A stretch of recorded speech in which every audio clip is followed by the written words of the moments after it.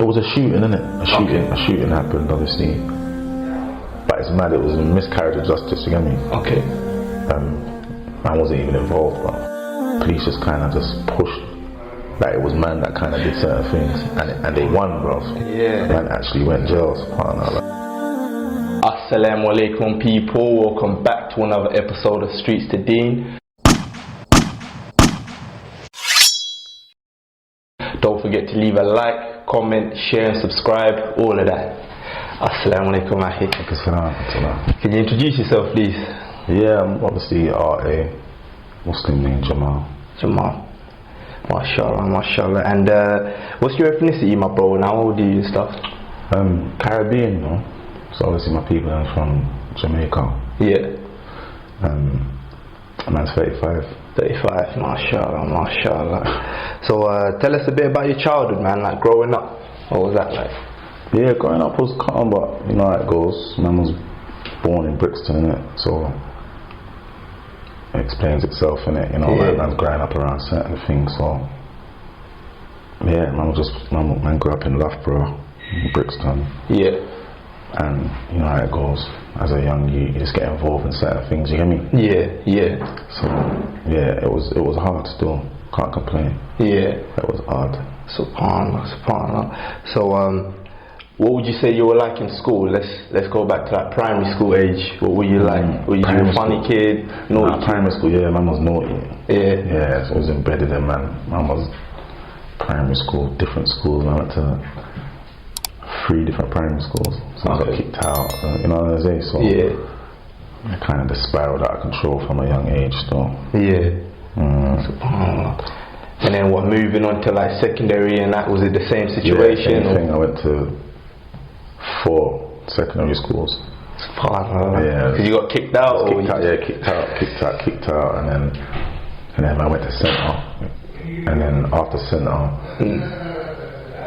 then I got in jail by those, you get me, young offenders. So what age was this? 16. 16, okay. Okay. So that was man's first kind of jail stint, 16. Yeah. And then obviously when I come out, that was it, school was over. It was just like, man, just on the road, you know what I'm saying? Yeah. Subhanallah, subhanallah. So what stuff was you getting kicked out of school for? And like, No, it was just fighting. Just interruption. You know, like this disruptive, innit? You know what I'm saying? Yeah. Kind of thing. Even though man weren't done with it, man was smart. Yeah. Man knew their thing, innit? Like the whole education thing, but it was just, I don't know what it was, man. Man was just hyped in it. Yeah. Subhanallah. So it was just one of them things, but that was one of the ones that always got caught in it. Yeah. Enough man was did it out till all the way to year 11, but they were bad as me, you know what I'm saying? Yeah. But I was just unfortunate. Subhanallah. So this is in school, like talk us about, you know, outside of school, what you used to get up to, like, you know. Yeah, man was out. After school, you know, we was out there. You know, the usual hanging around, doing bits and pieces, smoking, all them things there, you know. Yeah. And then obviously when man got older now, kind of older, so say about 18, yeah, man started kind of being involved in like the gang thing and all that, you know what I'm saying? Okay. And then it kind of just went left from there, really. Yeah. You know what I'm saying? So you've only been jail once. That was when you went YO, or?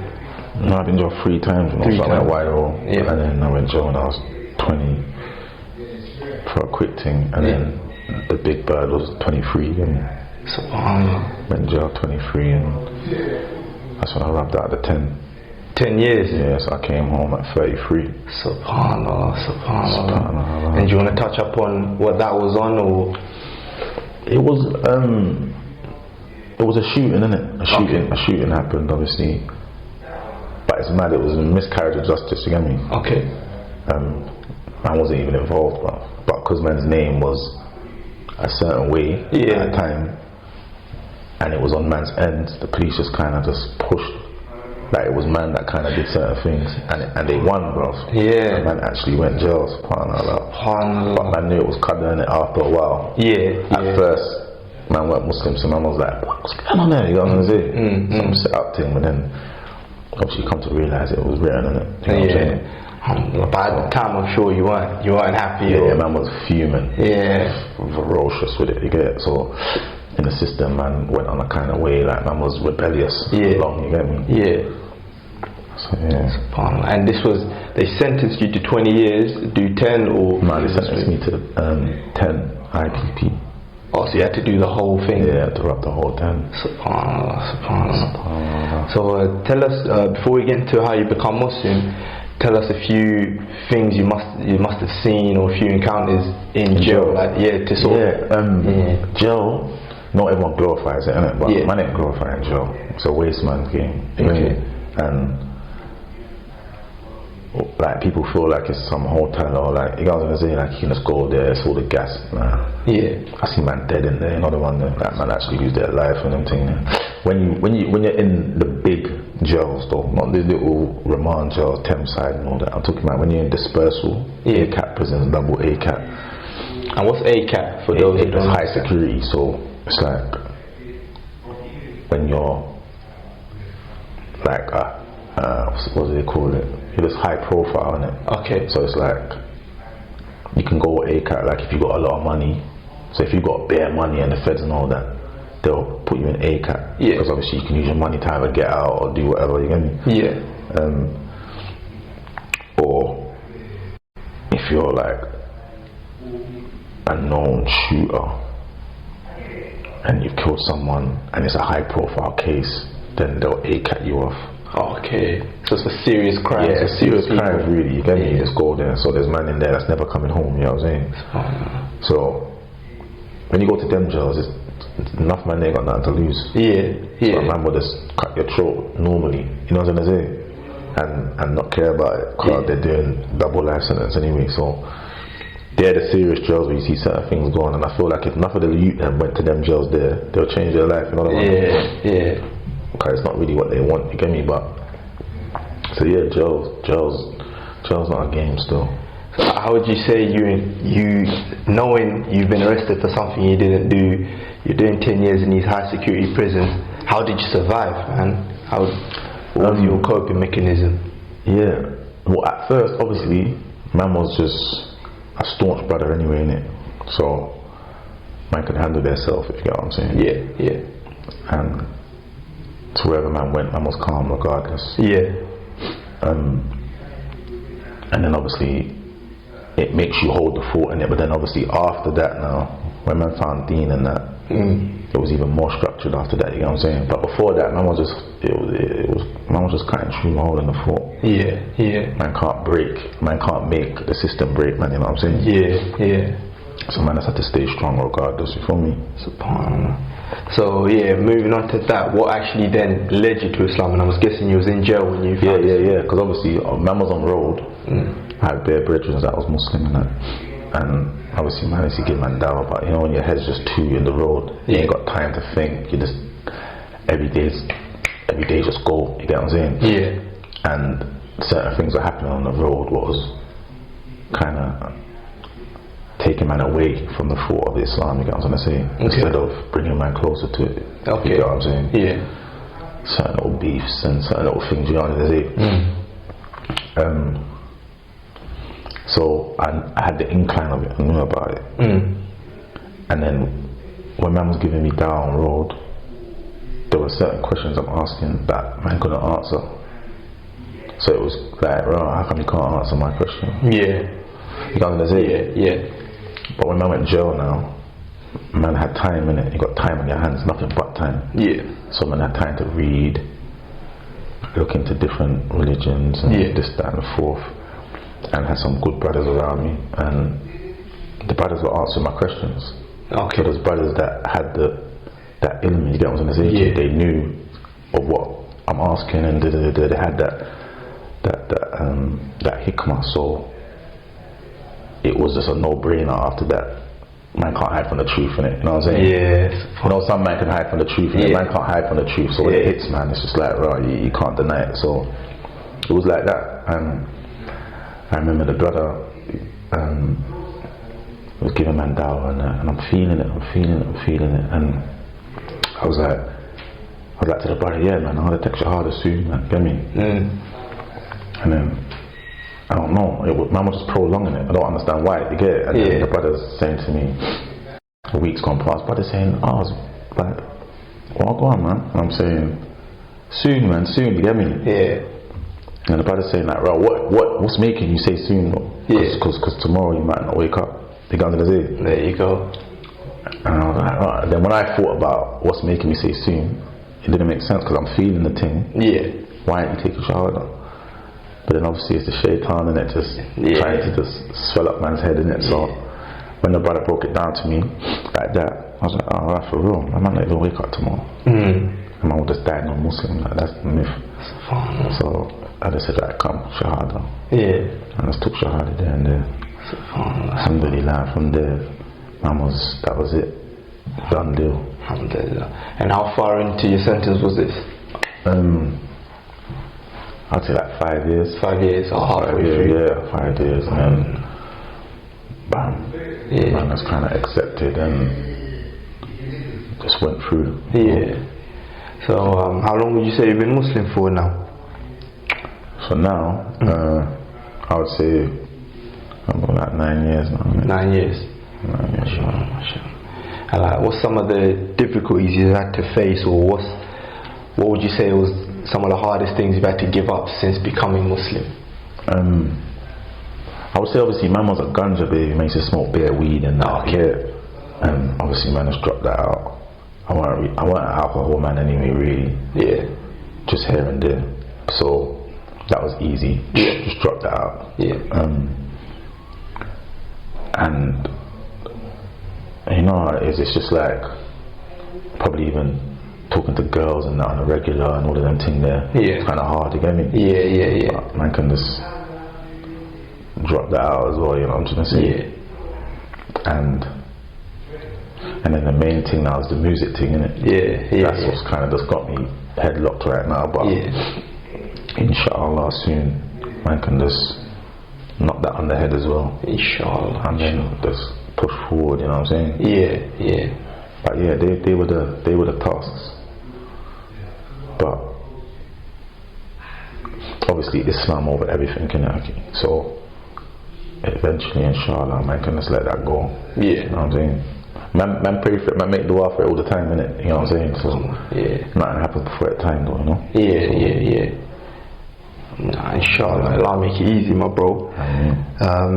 What would you say some of the hardest thing you had to start practicing? For example, was it the prayer, was it the fasting? Fasting. Prayer was like I wrapped up my prayer within like a week. I knew my salahs. In Arabic, everything? Arabic, like I was on it, you get what I'm saying? I was like, right. So the prayers was calm. The fasting, when I first went to fast, that was hard. I was like, you know what I'm saying? Belly drawing out, you know what I'm saying? But then obviously when you realise the reason you're doing it for, it just makes it more simple, innit? But that was a task. But man came over that as well. So alhamdulillah. So how did your family take you when you first told them you become Muslim? They were calm, you know. They were calm, surprisingly. Obviously my mum and dad come from that Rastafarian thing, innit? So, but alhamdulillah, they accepted it and they see the change in man, innit? So they take to it, you get me? So now I give my mum and that down, you get me? My dad, so inshallah. That guide them to the truth. Inshallah, you get me? So it obviously people take to you or take to certain things from your actions, innit? You know what I'm saying? So inshallah they Allah guides them, you know. I mean. So how would you say on a personal level Islam has changed your life? 100. Islam, like, man was vicious at one stage, bro. You get me? Not even glorifying it, you get it? But at one stage man's head was just whatever, and man would do certain things and not really business, you get me? Now man have to answer to Allah, you get it? So it's changed, man, in a way where, like, yo, anytime I do anything, it's always that thought process there, and I'm always mindful. Like, yo, know what you're doing, kind of thing. You get me? So it humbles, man. Yeah. It's giving man different type of sabba. You get me? Yeah. So come on, you know, it's the best thing that's happened to man. Yeah. So it gives you accountability for your actions. Yeah, and it gives man that breathing, you know, like, man, wake up, alhamdulillah, you know what I'm gonna say? You can't go wrong with it. So it definitely stops man from doing bare things, man. Yeah. Man will just be doing madnesses if I went to the Deen, so alhamdulillah. Alhamdulillah. And how would you say your relationship with Allah is at the moment? Yeah, alhamdulillah, but it can always be better. Yeah. You get me? So man pray, man do what man need to do, but obviously man still, obviously everyone sins in it, Aki. Of course, no one's perfect. We're sinful creation, again. Yeah. So man sin, man, but obviously man always make dua for it, make tawbah. So yeah, my relationship with Allah is good, but it can always be better, you get me? Yeah, of course. So have you got any advice to people who might not know about Islam or sort of looking into it? Yeah. I would always say to them, just read, innit? Okay. You know, enough people, they hear Islam and they get shook. Oh, Islam, because obviously they're probably praying what the media says or brainwashed on certain things. But once you look into the Deen, it's nothing but the best things, you get me? Yeah. Nothing but fruit you get out of it. Yeah. So I would always say to the people looking into Islam, always just read, take time, don't rush, read, and your heart will take to it, you get me? Inshallah. Inshallah. And lastly, have you got any advice to any Muslim brothers and sisters who might be struggling with their deen or struggling to uphold their Islamic identity? Yeah, I would say just hold out, man. Yeah. Like Allah says, just hold on to that rope, innit? Never let it go. So once man hold out, then goodness should come from it, you know? Because, you know, enough man might just throw away their deen kind of thing over nonsense, you know what I'm trying to say to you? Or feel like, right, because certain things ain't happening, or certain du'as ain't been answered, man start losing hope and faith and all that, you get it? Yeah. So you have to collapse that kind of thought process and just know, obviously, Allah guides who He wills, and nothing don't happen before time, you know what I'm saying? Yeah. So whatever you're making dua for, don't feel like, right, that has to happen that day. You know what I'm saying? Yeah. Because obviously Allah is the best of planners. So I'll just say to the brothers and sisters, hold strong, and inshallah everything will be well, you know? Yeah. Inshallah. Jazakallah, my brother. Any final words you want to say to the people before we wrap this up? Yeah, alhamdulillah, obviously the brother hit me, I just patterned up, we'll have to make it happen. So inshallah more brothers that's on bigger platforms come forward as well, and inshallah all for the sake of Allah, innit? Assalamu alaikum, my bro. Thank you for coming through, man.